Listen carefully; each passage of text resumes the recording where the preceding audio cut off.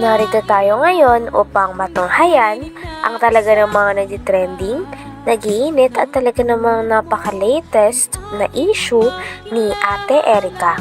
Sa pagpapatuloy nga ng ating istorya ay nung pumunta si Kalingap Val Santos Matubang sa bahay dati nila Ate Erica, ay nakausap niya nga ang tita nito, ang lolo nito at ang lola niya. At dito nga nilabas ng hinaindi ng kanyang tita na talagang simula daw nagkapera sila Ate Erica ay nagbago na daw ang kanyang ugali. Dati kasi nung wala pa silang pera ay damay-damay at sama-sama daw silang magpapamilya. Ngunit ngayon ay bigla na lang daw nilang iniwan ang kanyang pamilya at hindi na kinakamusta. Nagtampo rin naman po kami kaunti sa kanila kasi po nung time po na 50-50 na rin po yan si mama eh. Swerte na lang po at nabuhay pa. Nung bagong taon na agaw-agaw na rin po yan, eh, nagtampo rin po ako sa kanila kasi nakuha pa po nila kasing maghanda nung bagong taon, magpakasaya. Sa halip na kami nasa ospital nung time na yun. Talagang Hindi naman baga po sa Kuya Val, grabe, nasabon mo ako doon na naiingit. Naiingit pa pero. malay ko. Hindi po kuya, di ako Ay, hindi naiingit. ka Ang ano ko naiinggit? lang po talaga yung kagaya po nung dati nung wala pa silang mga pera. Yung damay-damay kami. Yung tulong-tulong kami pag ang Dati okay sila, no? Na maganda yung relasyon nyo. Eh ngayon po kasi Nung parang nagkapera, iba na. opo, yun po yung isinasama ko lang din po ng loob sa kanila. Dapat di sila nagbago. Kung sakali mang Dagdag pa ng tita ni Ate Erica ay sinabi niya nga na napaka-fake news daw ng mga kumakalat na balita na sinusustentuhan pa daw ni Ate Erica ang kanyang lolo at lola, pati na rin ang kanyang pamilya na naiwan.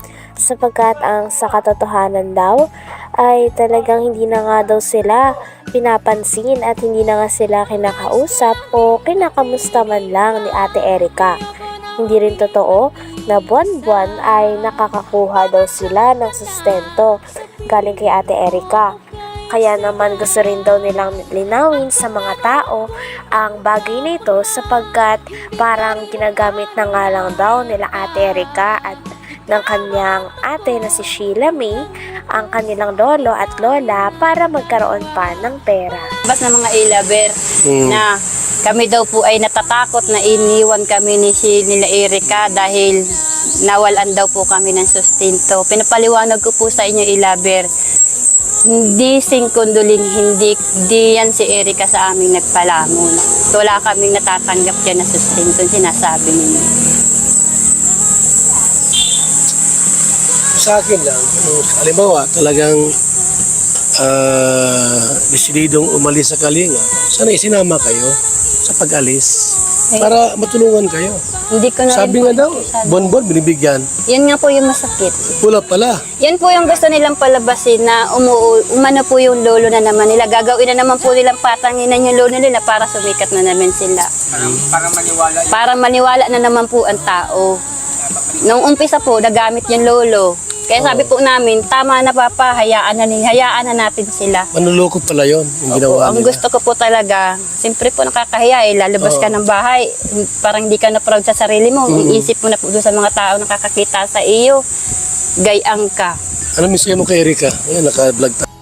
Sabi naman ng tita ni Ate Erica ay kung may masasabi din daw siya kay Ate Erica ay mabait naman daw ito at talagang tumutulong naman sapagkat talagang kilala naman nila ito simula pagkabata. Ngunit ang problema nga lang ay nadala daw talaga si Ate Erica sa ugali ng kanyang ate na si Sheila May.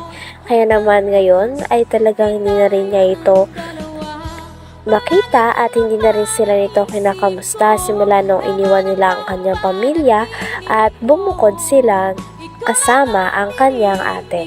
Sabi naman ni Kuya Val Santos Matubang ay may balak daw siya na papuntahin si Erica at si Sheila May at pagharap-harapin kasama ang lolo at lola pati na rin ang tita nito na maraming Umano po yung pinanakit. lolo na naman nila. Gagawin na naman po nilang patanginan yung lolo nila para sumikat na naman sila.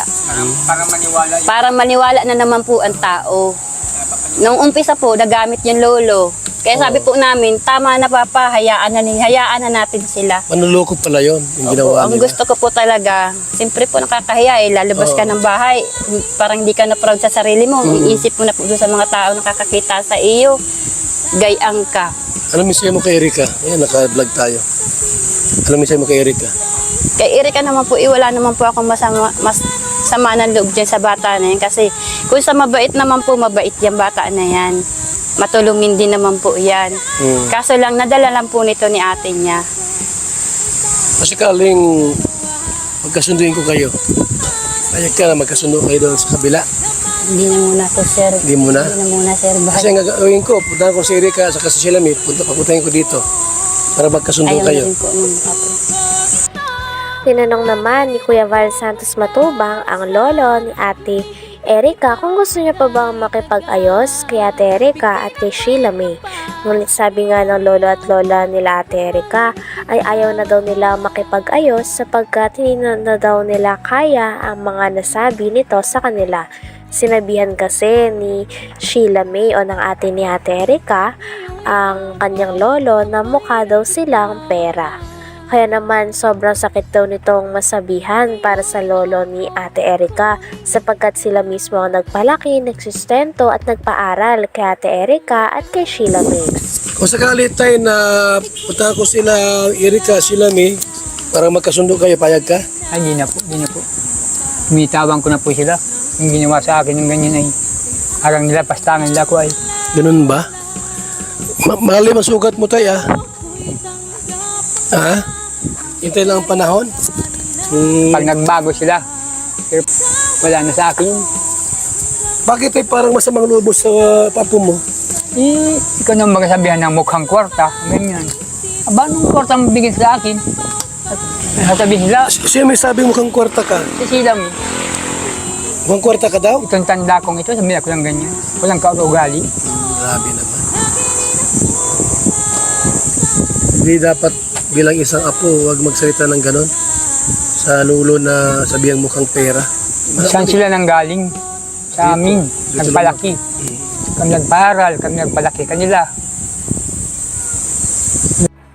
Sabi nga ng lolo ni Ate Erika ay hindi na daw talaga nila hinahangad na magkaayos sila ng kanyang mga apo. Maski nga daw ng mama nito sapagkat imbis daw na ituwid ng mama nila Ate Erika ang mga pagkakamali na ginagawa nila sa lolo at lola nila na nagpalaki sa kanila ay hindi daw ganito ang nangyari sapagkat kumampi pa daw ang mama ni Ate Erika at ni Sheila May sa kanilang dalawa kahit na marami silang nagawang masama sa kanyang lolo at lola at mga nasabi na talaga namang dumurog sa puso ng kanilang lolo. Sabi nga ng lolo ni Ate Erika ay parang wala na daw talagang pag-asa dahil ayaw niya na rin makita ang dalawa dahil feeling niya daw ay talagang nalapastangan siya sa mga sinabi sa kanya ng mga apo na kanyang pinalaki. Ayaw ko na. Mas hindi kayo magkasurundo. Hindi ko na hinagad na magkaayos pa kami. Maski yung ina niya. Yung ina wala din mang sana. Anak mo yung ina. Po. Pero bakit ayaw mong anak mo? Ay, hindi nga po marunong magpangaral sa anak. Dapat isang magulang, pangaralan yung anak niya para matuwid. Matuwid yung anak niya. Eh wala. Kampi pa. Kampi pa dun sa anak ko. Pinagsisiraan pa nga yung nanay niya. Yan daw ay talagang naghahambog lang. Magkasakit. Bakit ganun sila? Ay, awan ko dun. Hindi ko alam. Ha? Ilabe. Ay, lovers, gumagawa ng kasinungalingan yung iba. Kaya- No? Yung Ima Torres po ang laging araw-araw ni Sheila may kausap. Ima Ima Torres. Torres. Ima Torres. Lagi yung kausap nila. Yung namumuno po sa Ilabe. Parehas po sila ng Sheila. Tamang panggawa ng kwento. Puro paninira. Pagkalikali. hanggang dito na lamang muna ang ating napaka-latest at napakainit na issue ni Ate Erica. Maraming salamat sa inyong panonood. Hanggang sa muli. Bye!